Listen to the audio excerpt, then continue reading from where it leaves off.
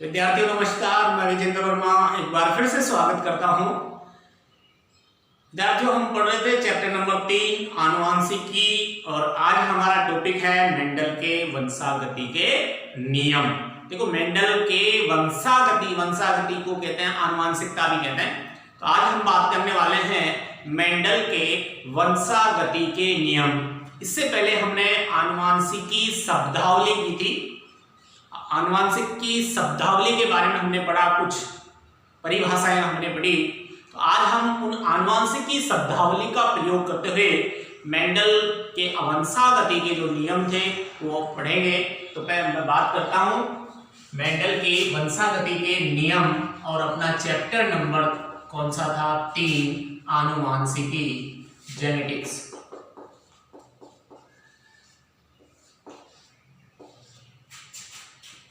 Mendel के वंशागति के नियम।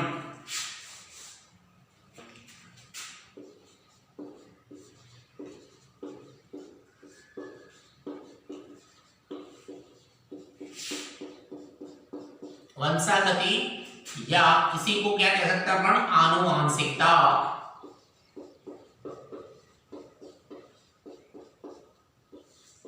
के नियम।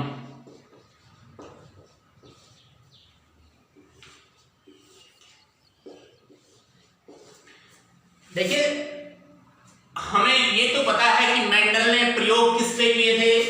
उद्यान मटर पर। किस पे? उद्यान मटर। वानस्पतिक नाम है इसका पाइसम सैटाइवम।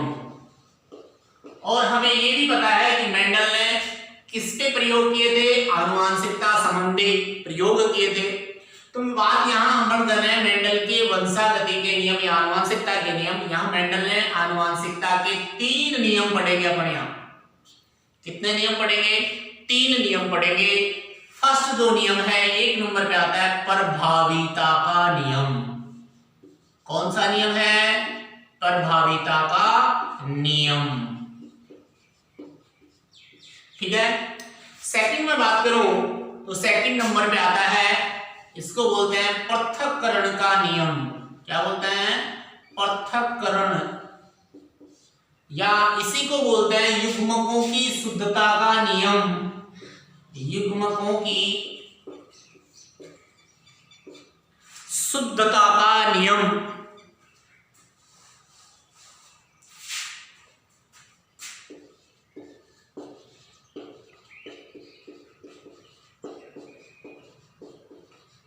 या इसी को बोलते हैं विसंयोजन का नियम।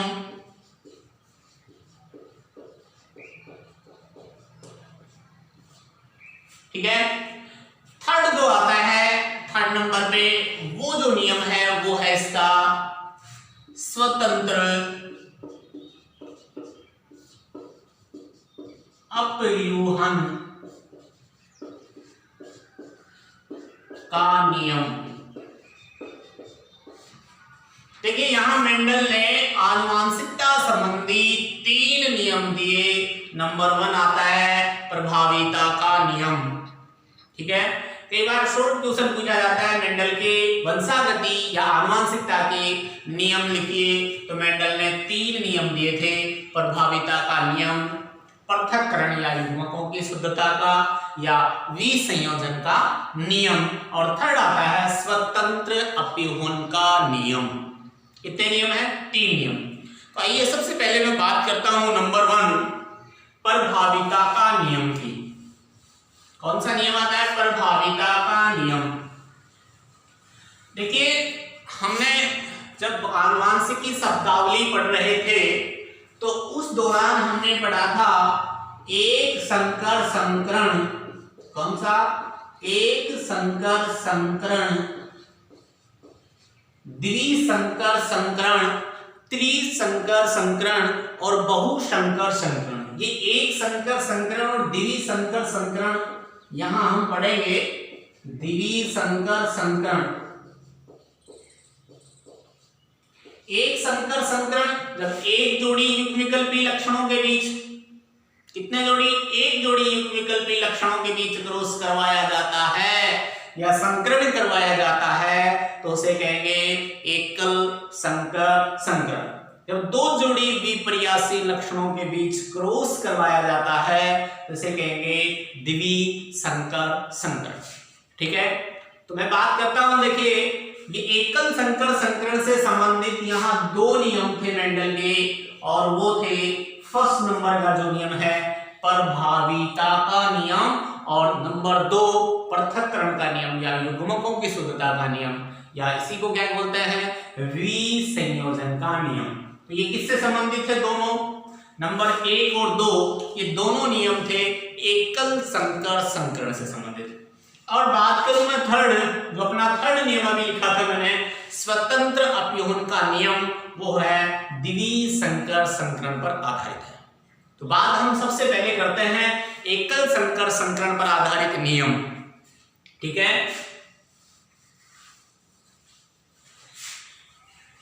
एकल संकर संकरण पर आधारित नियम, इस पर एकल संकर संकरण, देखिए एकल संकर संकरण पर आधारित मेंडल के दो नियम थे, और वो दो नियम कौन कौन से थे अभी मैंने बताया था। सबसे पहले आता है प्रभावीता का नियम, और सेकंड नंबर का आता है युग्मकों की शुद्धता का नियम, या इसी को बोलते हैं पृथक्करण का नियम, या इसी को बोलते हैं विसंयोजन का नियम। ठीक है, बात अपन किसकी कर रहे हैं? फर्स्ट नियम की बात कर रहे हैं, इसलिए हम वापस पढ़ते हैं फर्स्ट नंबर का नियम। कौन सा है फर्स्ट नंबर नियम? प्रभावीता का नियम। ठीक है, देखिए प्रभावीता का नियम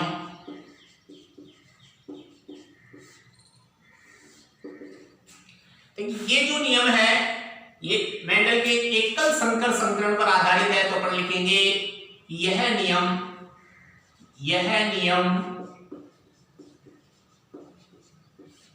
एक संकर संकरण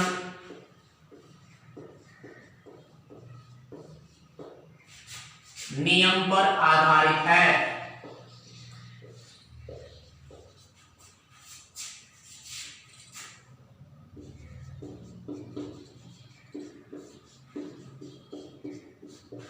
किससे संबंधित है?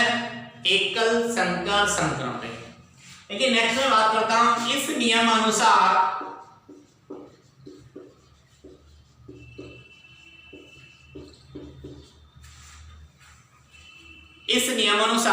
जब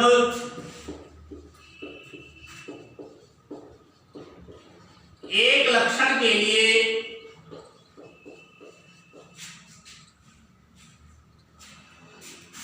विपर्यासी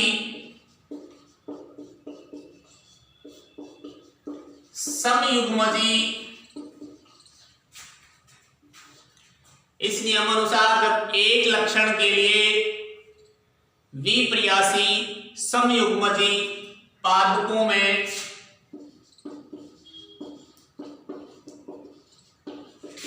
संकरण करवाया जाता है तो वह लक्षण जो F1PD में अभिव्यक्ति दर्शाता है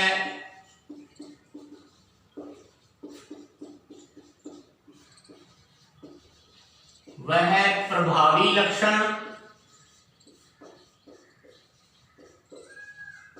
और वह लक्षण जो F1PD में अभिव्यक्ति प्रदर्शित नहीं करता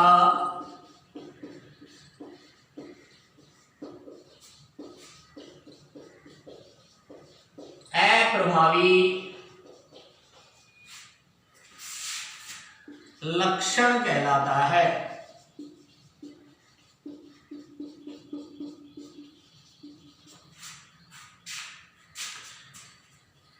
देखिए नंबर जो फर्स्ट नियम है अपना वो है प्रभाविता का नियम, और प्रभाविता का नियम एकल संकर संकरण पर आधारित नियम है। ये नियम क्या कहता है? देखो इस नियम के अनुसार जब एक लक्षण के लिए विपर्यासी समयुग्मजी पादपों में संकरण कराया जाता है तो वह लक्षण जो F1PD में अभिव्यक्ति दर्शाता है वो क्या कहलाता है? प्रभावी लक्षण। और जो लक्षण F1PD में अपनी अभिव्यक्ति प्रदर्शित नहीं करता वो क्या कहलाता है? अप्रभावी लक्षण। याद रखना, जो लक्षण F1PD में अपनी अभिव्यक्ति प्रदर्शित करता है वो कहलाता है प्रभावी लक्षण, और जो लक्षण F1PD में अभिव्यक्त नहीं होते वो क्या कहलाते हैं? अप्रभावी लक्षण। तो याद अपने यहां ध्यान रखना कि इसने एक चीज कही है कि एक लक्षण के लिए, किसके लिए? एक लक्षण के लिए। तो मैं यहां एक लक्षण लेता हूं, पादप की ऊंचाई, पादप की ऊंचाई, और पादप की ऊंचाई के लिए प्रभावी जो लक्षण है वो है लंबा, और अप्रभावी लक्षण है वो होता है बौना। तो इसमें देखिए क्या कहा गया है कि जब एक लक्षण के लिए विपर्यासी समयुग्मजी पादपों में, एक लक्षण के लिए विपर्यासी, ये बात ध्यान रखना, समयुग्मजी दोनों विकल्प क्या हो? समान हो। युग्म विकल्पी दोनों क्या हो? समान हो, तो इसको कहेंगे समयुग्मजी। तो एक लक्षण के दोनों विपर्यासी के लिए विपर्यासी समयुग्मजी पादपों में क्या करवाया जाता है? संकरण करवाया जाता है। तो अपन यहां बात करते हैं एग्जाम्पल की। तो देखिए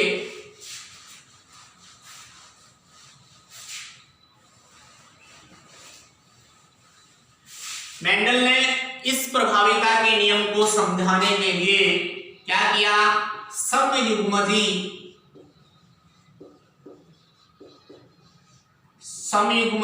लंबे, इस समयुग्मजी लंबे को अपन कह सकते हैं शुद्ध लंबे भी कह सकते हैं, और समयुग्मजी लंबे का मतलब गया कैपिटल टी, ठीक है।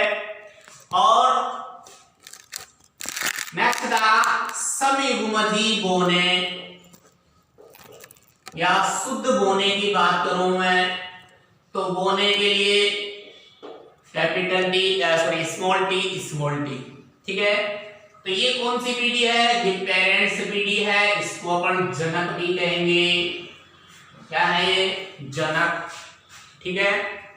अब क्या होता है? इनमें अर्धसूत्री विभाजन होता है। कौन सा?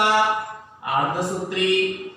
अब अर्धसूत्री विभाजन होता है, देखिए जब इसमें अर्धसूत्री विभाजन होता है तो इसमें बनते हैं युग्मक। क्या बनते हैं?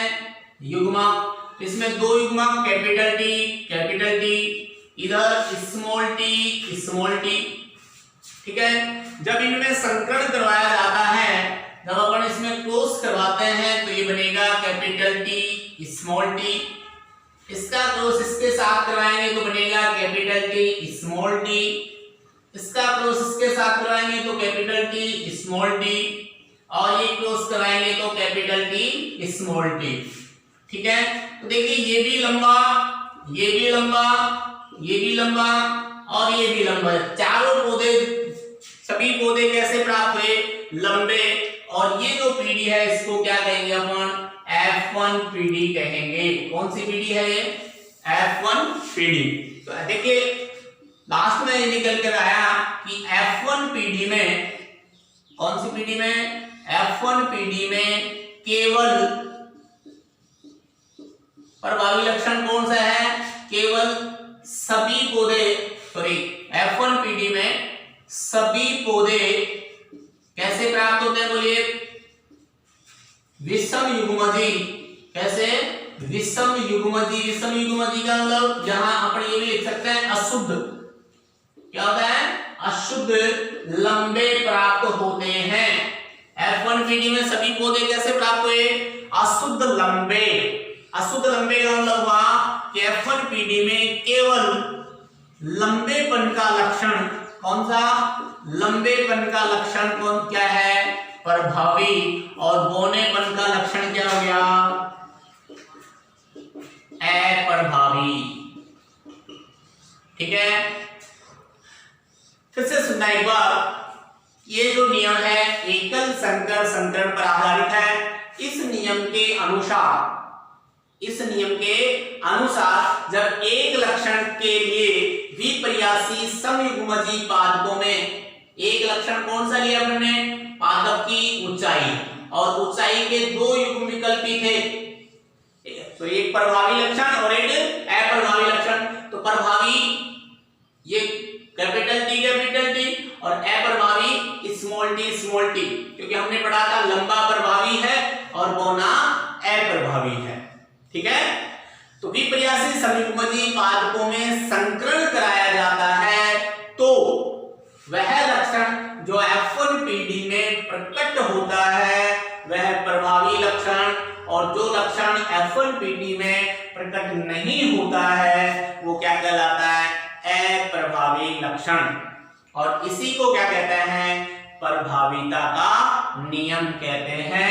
यही नियम किसका है? प्रभावीता का नियम। ठीक है, एग्जाम्पल की बात करें, देखिए यदि शुद्ध या समयुग्मजी लंबे पौधों को शुद्ध बौने पादपों के साथ, देखो समयुग्मजी लंबे पौधों का समयुग्मजी बौने पादपों के साथ संकरण कराया जाता है तो F1PD में केवल और केवल मात्र कौन सा लक्षण प्रकट होता है? लंबेपन का लक्षण ही प्रकट होता है। ठीक है, ओके, देखिए एक बार इसको।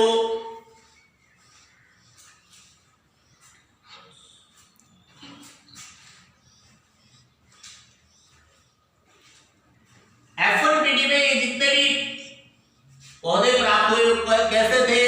कैपिटल टी स्मॉल टी, और ये कैसा होता है? विषम युग्मजी, समयुग्मजी नहीं है, विषम युग्मजी। इसको अपन क्या कह सकते हैं?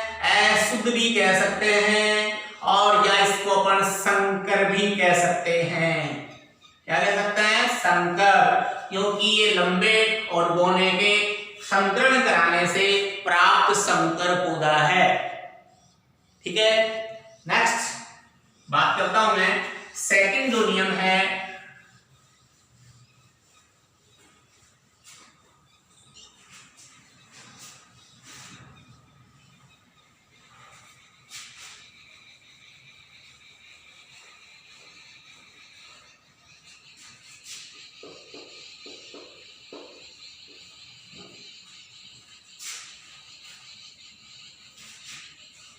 सेकंड नंबर पे आता है, यहां पर दो कह दें, 2 नंबर पे पृथक्करण का नियम या युग्मकों की शुद्धता का नियम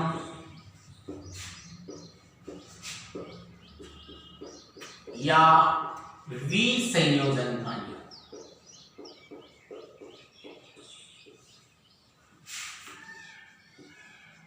ये नियम भी किस पे आधारित है? एकल संकर संकरण पे आधारित है। किस पे आधारित है?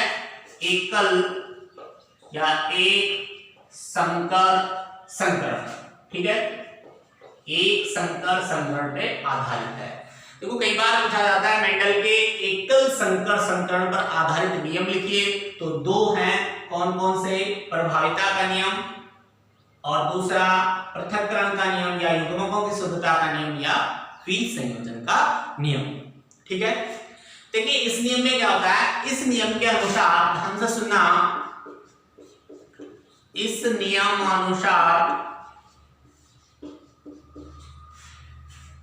F1PD के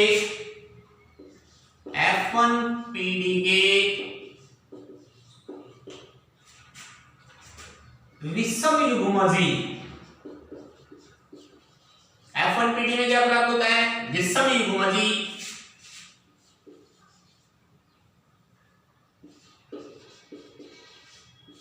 या संकर। F1PD में क्या प्राप्त हुआ था हमें? Capital T small T. कैसा है ये समयुग्मजी या विषम युग्मजी? देखो जब इसके दोनों युग्मक ये दोनों समान हो तो इसको क्या कहेंगे? युग्मक भी समान हो तो कहेंगे समयुग्मजी, और दोनों विकल्प अलग अलग हो तो युग्मविकल्प भी अलग अलग हो तो इसको क्या कहेंगे? विषम युग्मजी। तो इस नियमानुसार कौन सा नियम? पृथक्करणीय युग्मकों की शुद्धता का नियम के अनुसार F1PD में विषम युग्मजी या संकर से युग्मक बनते समय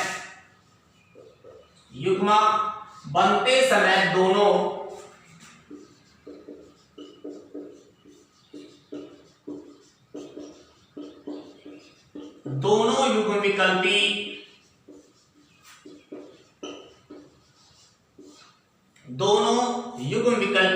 एक दूसरे से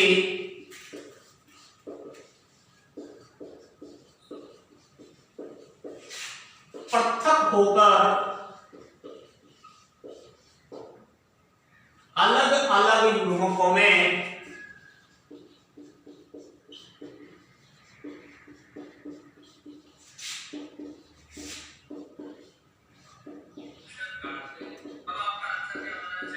चले जाते हैं। अलग अलग युग्मकों में चले जाते हैं। अतः इसे पृथक्करण या विसंयोजन का नियम कहते हैं। किसका कहते हैं? विसंयोजन का नियम कहते हैं। किसका नियम कहते हैं? फिर से सुनना। इस नियमानुसार F1PD में विषम युग्मजी या संकर से युग्मक बनते समय दोनों युग्म विकल्पी एक दूसरे से अलग अलग होकर अलग अलग युग्मकों में चले जाते हैं। अतः इसे क्या कहते हैं? पृथक्करण का नियम या विसंयोजन का नियम कहते हैं। देखो प्रत्येक युग्मक में एक लक्षण के लिए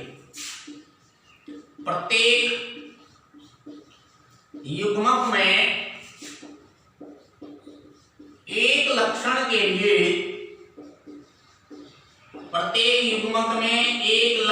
के लिए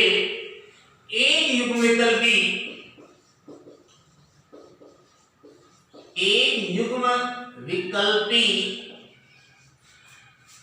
पाया जाता है।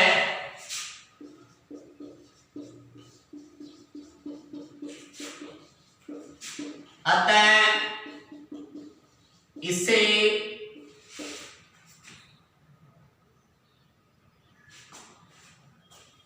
युग्मकों की शुद्धता का नियम क्या कहेंगे? इसे पृथक्करण विसंयोजन हो गया। अतः इसे युग्मकों की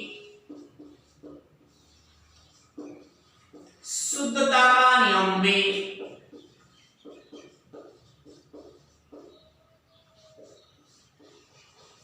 कहते हैं।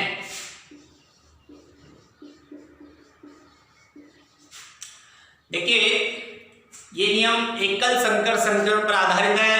इस नियम अनुसार F1PD के विषम युग्मजी या संकर से युग्मक बनते समय दोनों युग्म विकल्पी एक दूसरे से पृथक होकर अलग अलग युग्मकों में चले जाते हैं। अतः इसे पृथक्करण या विसंयोजन का नियम कहते हैं।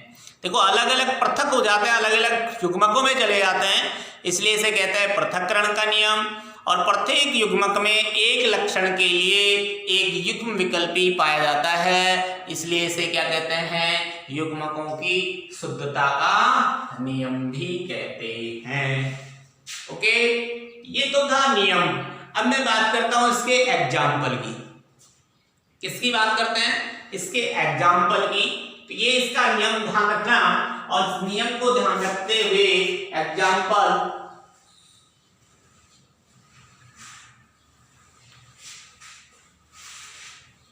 देखिए। समयुग्मजी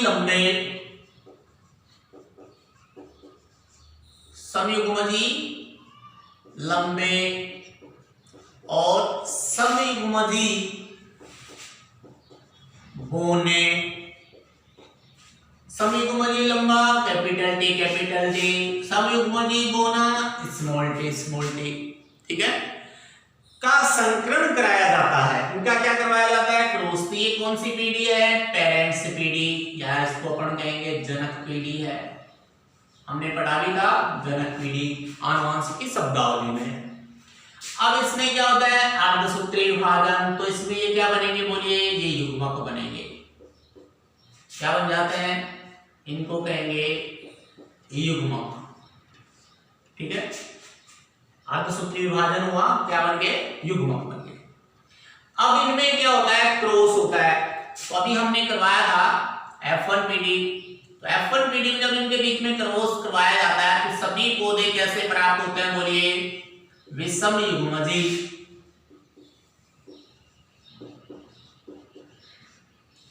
लंबे, या इसको अपन क्या कहेंगे? संकर पादप प्राप्त होता है, ठीक है। तो ये क्या कह रहा है? इस नियम अनुसार F1 पीढ़ी के विषम युग्मजी या संकर से युग्मक बनते समय, अब देखिए क्या है, ये तो थी F1 पीढ़ी, ठीक है। अब क्या होता है कि युग्मक बनते समय, अब इसका ये तो ये प्राप्त हुई अपन को F1 पीढ़ी। कौन सी पीढ़ी है ये? F1 पीढ़ी। और जब अपन F2 पीढ़ी याद करते हैं तो इसमें करवाया जाता है स्वपरागण। क्या करवाया जाता है? स्वपरागण। और जब स्वपरागण करवाते हैं तो F2 पीढ़ी के दौरान जब इसमें युग्मक बनते हैं तो ये युग्मक अलग अलग, यानी कि अपन ये कहें कि कैपिटल टी स्मॉल टी और कैपिटल टी स्मॉल टी के बीच जब क्रॉस करवाएंगे तो ये युग्मक बनते समय अलग अलग, युग्मक बनते समय क्या हो जाते हैं? अलग अलग, पृथक पृथक हो जाते हैं। युग्मक बनते समय दोनों युग्मविकल्पी एक दूसरे से क्या हो जाते हैं? अलग अलग हो जाते हैं। देखिए, इससे दो युग्मक कौन कौन से बनेंगे? Capital T small T. इससे कौन से बनेंगे? Capital T small T. और जब इनके बीच, यानी अपन ये कहें कि एक दूसरे साथ रहते हुए भी ये युग्मक आपस में एक दूसरे के साथ रहते हुए भी संदूषित नहीं होते हैं और युग्मक बनते समय दोनों युग्मविकल्पी एक दूसरे से पृथक पृथक हो जाते हैं। ये दोनों साथ थे F1 पीढ़ी में, लेकिन फिर भी एक दूसरे का प्रभाव आपस में एक दूसरे पर नहीं पड़ता है और जैसे ही युग्मक बनते हैं ये एक दूसरे से क्या हो जाते हैं?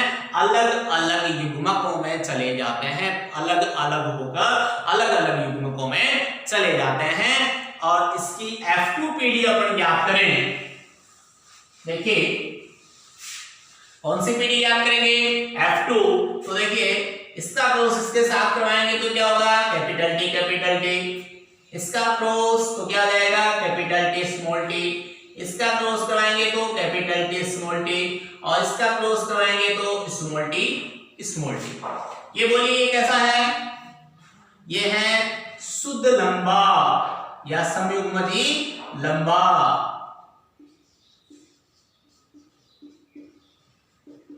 और ये कैसे हैं? अशुद्ध लंबे यानी विषम युग्मजी लंबा या लंबे। और ये कैसा है? शुद्ध गौना, ठीक है।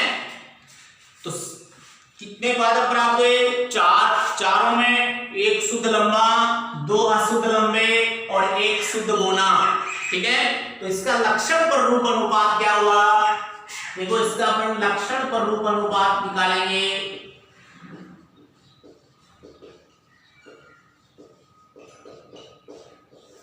कौन सा लक्षण पर रूप?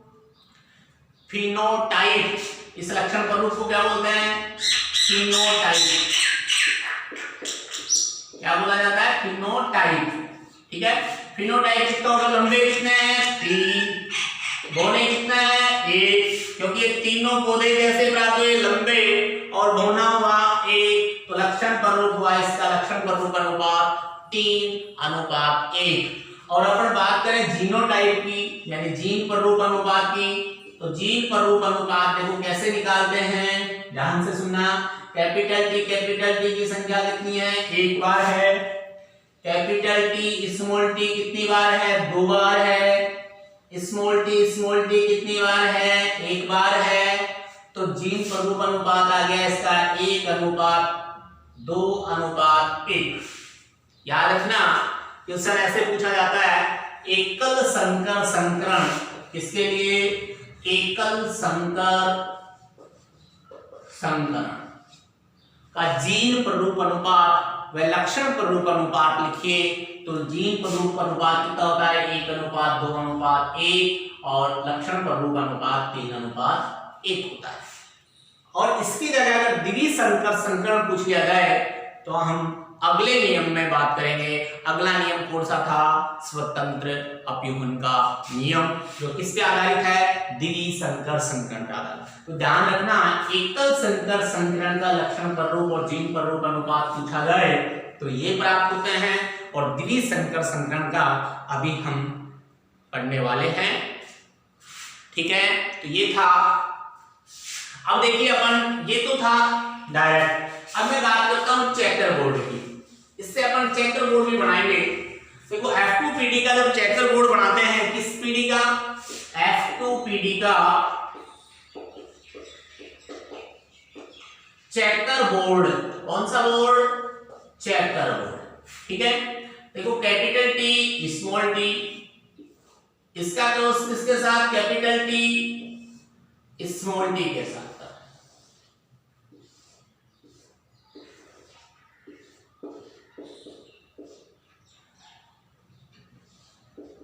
ठीक है, तो इसका क्रॉस करवाते हैं तो ये क्या रहेगा, capital T small T, capital T small T और स्मॉल टी। ये कैसा है, शुद्ध लंबा, कैसा है बोलिए, शुद्ध लंबा। ये कैसा है, जिसको अपन कहेंगे समयुग्मजी लंबा। ये कैसा है, विषमयुग्मजी लंबा। ये कैसा है, विषमयुग्मजी लंबा। लंबे कितने हुए, 3 और बोना कितना, 1। तो क्या हुआ बोलिए, लक्षण प्ररूप 3:1। अब बात करता हूं मैं जीन प्ररूप की। तो जीन प्ररूप कितना आएगा बोलिए, कैपिटल टी कितना है, एक बार। कैपिटल टी स्मॉल टी कितनी बार है, 2 बार। और स्मॉल टी कितनी बार है, एक बार। तो 1:2:1 प्राप्त होता है जीन प्ररूप। कई बार पूछ लिया जाता है चेकर बोर्ड द्वारा समझाइए, तो आपको पूछा जाए या ना पूछा जाए, आप चेकर बोर्ड बनाकर इसको समझाएं। ओके, तो ये आज हमने 2 पढ़े, कौन कौन से, एकल संकर संकरण पर आधारित नियम। फर्स्ट जो नियम था वो था प्रभाविता का नियम। सेकंड जो नियम है युग्मकों की शुद्धता का नियम। नेक्स्ट थर्ड जो नियम है स्वतंत्र अपयूहन का नियम, जो हम नेक्स्ट क्लास में पढ़ेंगे। Have a nice day, thank you. Okay.